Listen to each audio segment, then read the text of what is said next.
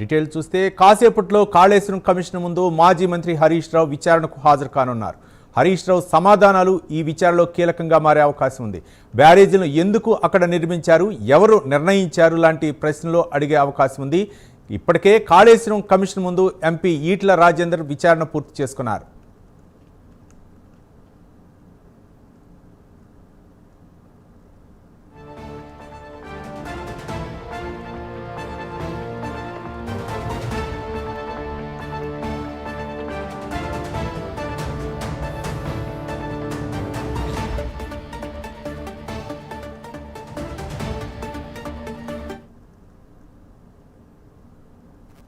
Project తెలంగాణకు కల్పతరు అని స్పష్టంగా రాష్ట్ర ప్రజలందరికీ అర్థమయ్యే విధంగా పీపీటీ ప్రజెంటేషన్ కూడా ఇవ్వడం జరిగింది. సరే, రాజకీయ దురుద్దేశంతో కాంగ్రెస్ పార్టీ ఈ కమిషన్ ను ఏర్పాటు చేసిన న్యాయ వ్యవస్థ మీద, రాజ్యాంగం మీద పూర్తి గౌరవము, విశ్వాసం ఉన్నటువంటి పార్టీ బీఆర్ఎస్ పార్టీ. ఈ రోజు జస్టిస్ ఘోష్ కమిషన్ మమ్మల్ని పిలిచింది కనుక ఈ రోజు కమిషన్ ముందుకు వెళ్లి ఇంతకాలం కాంగ్రెస్ పార్టీ చేస్తున్న దుష్ప్రచారాలన్నీ కూడా వివరించి వాస్తవాలన్నిటినీ కమిషన్ కు తెలియజేస్తాం. సో మా దగ్గర ఉన్నటువంటి పూర్తి సమాచారం, అన్ని విషయాలను కూడా కమిషన్ దృష్టికి తీసుకువెళ్తాం. గత కొంతకాలంగా కొంతమంది వ్యక్తులు, కొన్ని పార్టీలు వాళ్ళు ఉద్దేశపూర్వకంగా బీఆర్ఎస్ పార్టీ మీద రాజకీయ కక్షతో బురద జల్లేటువంటి ప్రయత్నం చేస్తా ఉన్నారు. వాస్తవానికి ఒక ప్రభుత్వం విద్వేషంతో కాదు ఆలోచించాల్సింది, వివేకంతో ఆలోచించాలి, విజ్ఞత ప్రదర్శించాలి. కానీ నేడు కాంగ్రెస్ ప్రభుత్వం విద్వేషంతో, రాజకీయ దురుద్దేశంతో మా మీద బురద జల్లాలని ఇలా రాష్ట్రానికి అన్యాయం చేస్తున్నారు. ముఖ్యంగా రైతులకు అన్యాయం చేసే ప్రయత్నం చేస్తా ఉన్నారు. నేను ఒకటే కోరుతా ఉన్నా, విజ్ఞత ప్రదర్శించండి, వివేకంతో ఆలోచించండి. ఈ రాజకీయాల కోసం తెలంగాణ రాష్ట్రం యొక్క నీటి హక్కులను కాలరాయొద్దు అని చెప్పి ఈ ప్రభుత్వానికి హితవు పలుకుతా ఉన్నాను. సరే, అంతిమంగా ఎందుకంటే మాకు రాజ్యాంగం మీద, దేవుడి మీద నమ్మకం ఉన్నటువంటి పార్టీ, అంతిమంగా న్యాయం గెలుస్తుంది, ధర్మం నిలబట్టది, వాస్తవాలు ప్రజలకు అర్థమవుతాయి. అందువల్ల ఈరోజు కమిషన్ ముందుకు వెళ్తున్నాం. కమిషన్ మమ్మల్ని అడిగిన ప్రతి ప్రశ్నకు పూర్తి స్థాయిలో సమాధానాలన్నీ కూడా చెప్తాం, వాస్తవాలన్నీ కూడా వివరిస్తాం. మా దగ్గర కొన్ని డాక్యుమెంట్స్ ఉన్నాయి, ఎందుకంటే మేము ప్రభుత్వంలో లేము. నార్మల్ గా ఏమైతుందంటే ప్రభుత్వంలో దగ్గర అన్ని డాక్యుమెంట్స్ కూడా ఉంటాయి. బట్ మా దగ్గర అందుబాటులో ఉన్నటువంటి సమాచారాన్ని, అందుబాటులో ఉన్నటువంటి డాక్యుమెంట్స్ ను కూడా కాళేశ్వరం కమిషన్ ముందు మాజీ మంత్రి హరీష్ రావు విచారణకు హాజరు కానున్నారు. ఇక హరీష్ రావు సమాధానాలు విచారణలో కీలకంగా మారే అవకాశం ఉంది. బ్యారేజీలను ఎందుకు అక్కడ నిర్మించారు, ఎవరు నిర్ణయించాలంటే ప్రశ్నలు అడిగే అవకాశం ఉన్నట్లు తెలుస్తుంది. ఇప్పటికే కాళేశ్వరం కమిషన్ ముందు ఎంపీ ఈటెల రాజేందర్ విచారణ పూర్తి చేసుకున్నారు. దీనిపై మరింత సమాచారం మా కరెస్పాండెంట్ చందు అందిస్తారు. చందు. రవి, మరి కాసేపట్లో కాళేశ్వరం కమిషన్ ముందుకు మాజీ మంత్రి హరీష్ రావు హాజరు కాబోతున్నారు. ఇప్పటికే ఆయన తన నివాసం నుంచి తెలంగాణ భవన్కు చేరుకున్నారు. తెలంగాణ భవన్కి ఇప్పుడే కేటీఆర్ కూడా ఇక్కడికి చేరుకున్నారు. మనం ప్రస్తుతం విజువల్స్ చూసి కేటీఆర్ చేరుకున్నారు. పెద్ద ఎత్తున కార్యకర్తలంతా కూడా ఇక్కడికి చేరుకున్నారు. అదేవిధంగా పార్టీకి సంబంధించినటువంటి ఎమ్మెల్యేలు, ముఖ్య నేతలతో కూడా ఇప్పటికే హరీష్ రావు సమావేశమయ్యారు. 11 గంటలకు విచారణ ఆయన ఎదుర్కోబోతున్నారు. ప్రధానంగా కాళేశ్వరం కమిషన్ సంబంధించి విచారణలో అనేక అంశాలు కూడా హరీష్ రావును ప్రశ్నించే అవకాశం అయితే కనిపిస్తుంది. ఆయన ముందుగానే ప్రిపేర్ అయ్యి ఉన్నారు.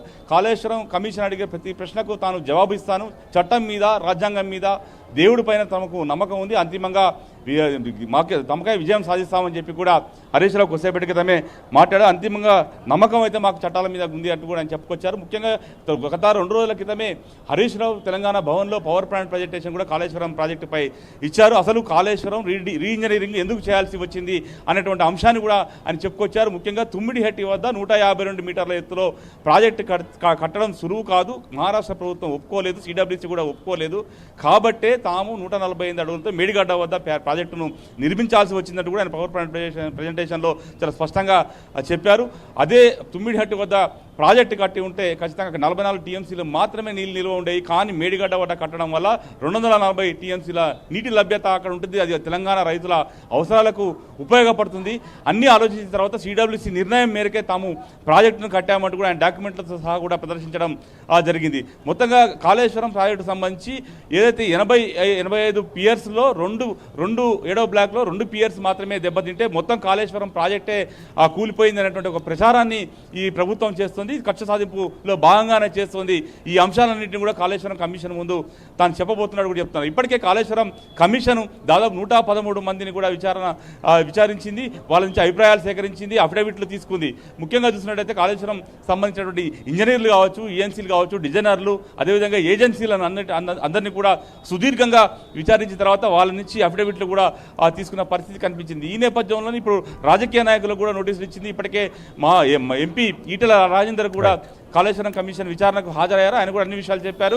కాళేశ్వరం ప్రాజెక్ట్ అంతా కూడా కేసీఆర్ కన్సర్న్లోనే నిర్మించారు అనేటువంటి అంశాన్ని కూడా ఈటెల రాజేందర్ చెప్పిన క్రమంలో ఈరోజు హరీష్ రావును కూడా అసలు బ్యారేజ్ నిర్మాణం అక్కడ ఎందుకు చేయాల్సి వచ్చింది అనే టెక్నికల్ అంశాలపైన కూడా హరీష్ రావును ప్రశ్నించే అవకాశం అయితే కనిపిస్తూ ఉంది. అయితే ఇప్పటికే హరీష్ రావు కూడా అది చెప్తున్నారు, ప్రతి ఒక్క డాక్యుమెంట్ని తీసుకెళ్తాను, వాళ్ళు అడిగే ప్రశ్నలకు సమాధానం చెప్తాను, ఖచ్చితంగా ఆ డాక్యుమెంట్లన్నీ కూడా ఇస్తాను. ముఖ్యంగా 63,000 కోట్లతో కాళేశ్వరం ప్రాజెక్టును మేము డిజైన్ చేశాం.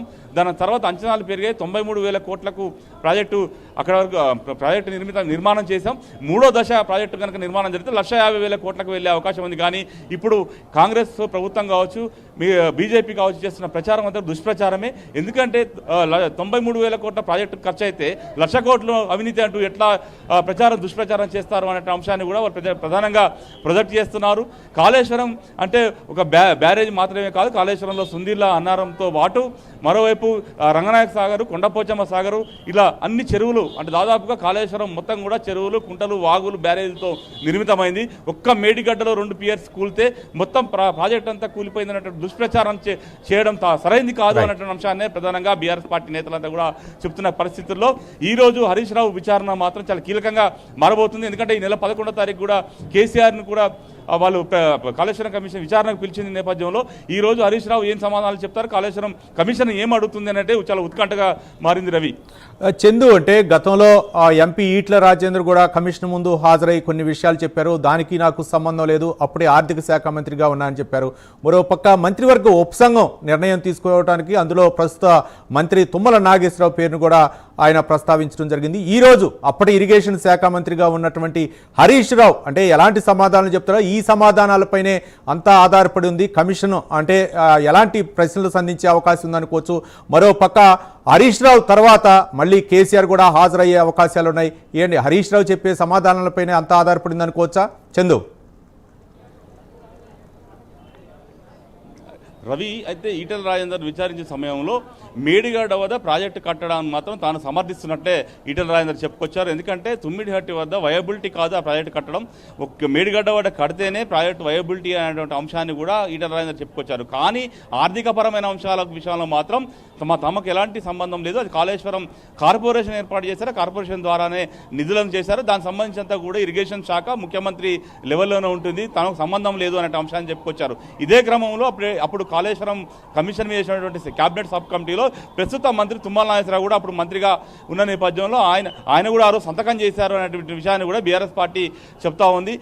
ఆ రోజు సంతకం చేసి ఈ రోజు వ్యతిరేకంగా మాట్లాడడం సరైనది కాదు అంటూ కూడా బీఆర్ఎస్ పార్టీ చెప్తున్న క్రమంలో ఖచ్చితంగా అంటే కాళేశ్వరం ఏదైతే కార్పొరేషన్ సంబంధించిన నిధులు ఏదైతే ఉందో కేంద్ర ప్రభుత్వం నుంచే తాము నిధులు తీసుకున్నాం, కేంద్ర ప్రభుత్వం సర్టిఫికేట్ కూడా ఇచ్చింది ఆ అప్పుల సంబంధించి కావచ్చు ఏమైనా, కానీ ఎక్కడ ఎలాంటి ఇంచు కూడా అవినీతి జరగలేదు అనేటువంటి డాక్యుమెంట్తో సహా తమ వద్ద ఆధారాలు ఉన్నాయన్నటువంటి అంశాన్ని చెప్పుకొచ్చిన క్రమంలో ఏదైతే తుమ్మల నాగేశ్వరరావు మంత్రి మాట్లాడిన మాటలను బట్టి చూస్తే అంటే క్యాబినెట్ సబ్ కమిటీలో ఉన్నాం కానీ కాళేశ్వరం పైన మాత్రమే క్యాబినెట్ సబ్ కమిటీ వేయలేదు, 3-4 ప్రాజెక్టులకు సంబంధించి నిర్ధారణ కోసం మాత్రమే క్యాబినెట్ సబ్ కమిటీ వేశారు. ముఖ్యంగా కాళేశ్వరం సంబంధించి క్యాబినెట్లో అప్రూవల్ లేదు అనేటువంటి అంశాన్ని తుమ్మల నాగేశ్వరరావు చెప్పుకొచ్చారు. దాన్ని మాత్రం బీఆర్ఎస్ పార్టీ నేతలు తప్పు పడుతున్నారు. అన్ని డాక్యుమెంట్లు దగ్గర పెట్టుకొని కూడా తుమ్మల నాగేశ్వరరావు అబద్ధాలు ఆడుతున్నారు అనేటువంటి అంశాన్ని కూడా చేసిన క్రమంలో ఈ రోజు ఖచ్చితంగా ఈ నిధులు ఎలా సమీకరించారు, నిధులు ఎలా ఖర్చు పెట్టారు, అసలు బ్యారేజ్ నిర్మాణం అక్కడ ఎందుకు చేయాల్సి వచ్చింది అనేటువంటి అన్ని టెక్నికల్ అంశాలతో పాటు ప్రతి అంశాన్ని కూడా